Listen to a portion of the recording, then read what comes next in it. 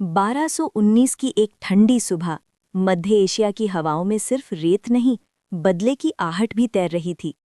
किसी को अंदाजा नहीं था कि ओथरान नाम का एक छोटा सा शहर जल्द ही इतिहास के सबसे भयानक तूफान को जन्म देने वाला है।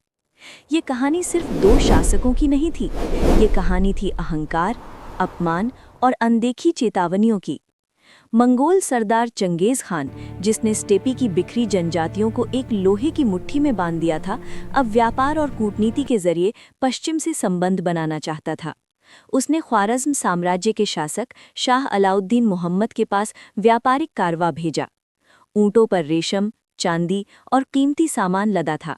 साथ में थे राजदूत शांति का संदेश लेकर। लेकिन ओथरार के गवर्नर इन लालचुक ने इन व्यापारियों पर जासूसी का आरोप लगाया। कारवान लूट लिया गया, सैकड़ों लोग मार दिए गए। जब ये खबर चंगेज खान तक पहुंची, उसने युद्ध नहीं चुना, उसने पहले न्याय मांगा।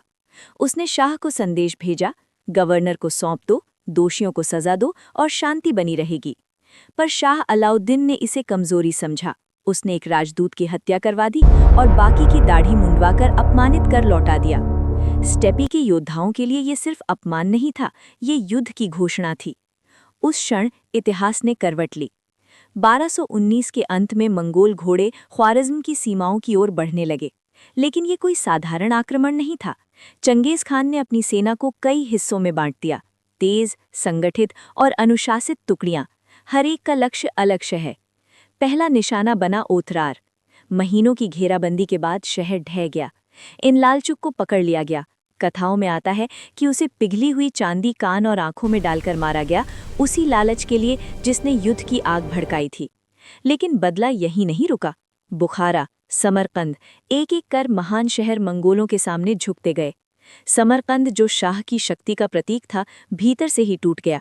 सैनिकों ने आत्मसमर्पण किया, नागरिकों को बंधक बनाया गया, लाखों की आबादी वाला साम्राज्य भय में जकड़ा गया। शाह अलाउद्दीन मोहम्मद भागता रहा, एक शहर से दूसरे शहर। उसने अपनी विशाल सेना पर भरोसा किया था, लेकिन मंगोल रणनीति उसके अनुमान से कहीं आगे थी।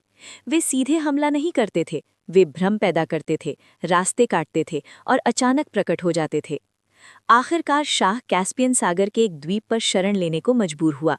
वहीं अकेलेपन और पराजय के बीच उसकी मृत्यु हो गई। चंगेज खान ने सिर्फ बदला नहीं लिया, उसने पूरे क्षेत्रीय शक्ति संतुलन को तोड़ दिया। ख्वारिज़्म साम्राज्य, जो कभी इस्लामी दुनिया की एक बड़ी ताकत था, कुछ ही वर्षों में मिट गया। सिल्क रूट के रास्ते अब मंगोलों के नियंत्रण में थे। व्यापार, राजनीति और सत्ता का नक्शा बदल चुका था। इतिहास में कई युद्ध हुए हैं, लेकिन ओतरार कांड के बाद शुरू हुआ ये अभियान एक चेतावनी बन गया। कूटनीति को ठुकराने की कीमत कभी-कभी पूरा साम्राज्य चुकाता है, क्योंकि जब अपमान और अहंकार टकराते हैं तो सिर्फ शहर नहीं जलते, इतिहास भी राख हो जाता है। अगर आपको ऐसा कंटेंट अच्छा लगता है तो please like, share and subscribe करें झिलमिल हिस्टोरियन चैनल।